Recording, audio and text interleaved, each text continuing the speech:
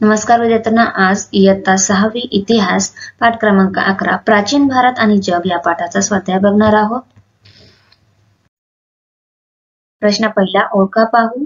Roman बनावटीच्या वस्तू सापडलेली ठिकाणे। उत्तर, महाराष्ट्रातील कोल्हापूर व तमिळनाडूतील अरिकामेडू।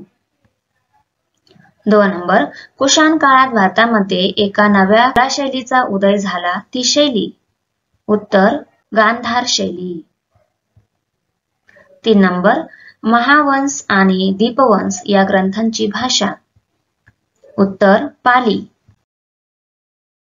प्रश्न 4, प्राचीन कालखंड बौद्ध धर्माचा प्रसार झालेले देश। उत्तर, जपान, कोरिया, व्हिएतनाम, चीन, श्रीलंका, म्यानमार, थायलंड, इंडोनेशिया इत्यादी।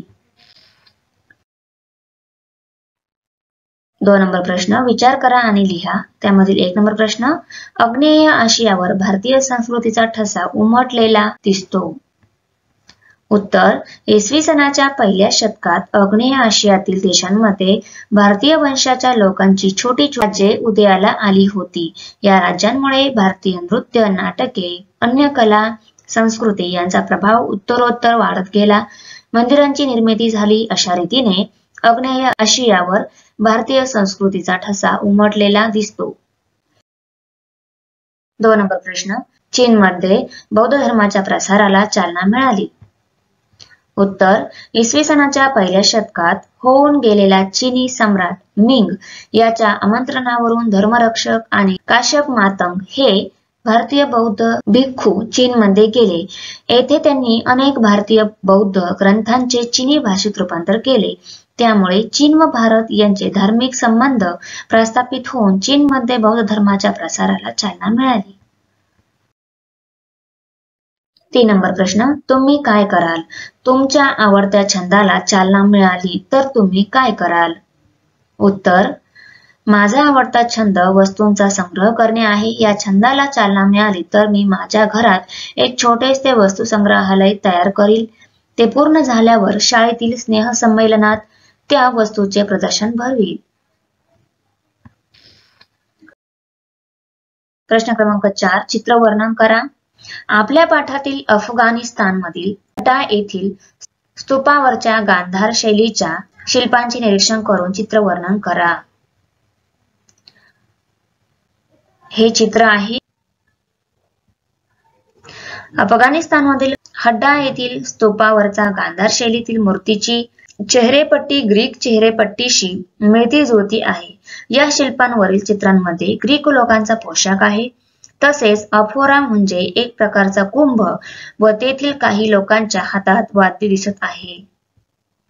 प्रश्न 5, अधिक माहिती मिळवा। त्यामधील 1, गांधार शैली। उत्तर, सिकंदराच्या भारतावरील स्वारीनंतर भारतीयांचा ग्रीकांशी संबंध आला।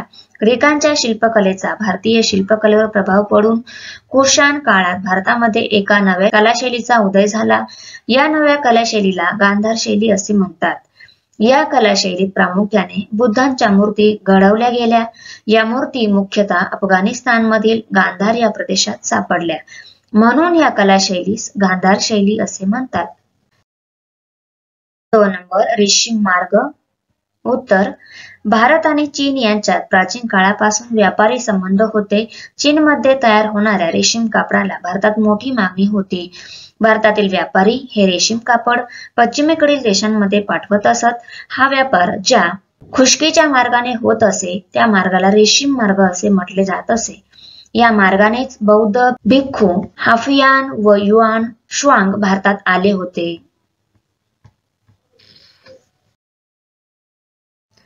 6 नंबर प्रश्न, पाठात उल्लेख केलेले आग्नेय आशियातील देश नकाशा आराखड्यात दाखवा। पहिला आहे म्यानमार, त्यानंतर थायलंड, कंबोडिया, इंडोनेशिया इत्यादी। Thanks for watching video. इयत्ता 6वीच्या मराठी, सेमी आणि इंग्रजी या माध्यमांच्या सर्व विषयांच्या स्वाध्यायाच्या नवनवीन व्हिडिओसाठी चॅनलला सबस्क्राईब नक्की करा, लाईक करा, कमेंट करा आणि वर्गमित्रांना शेअर करा।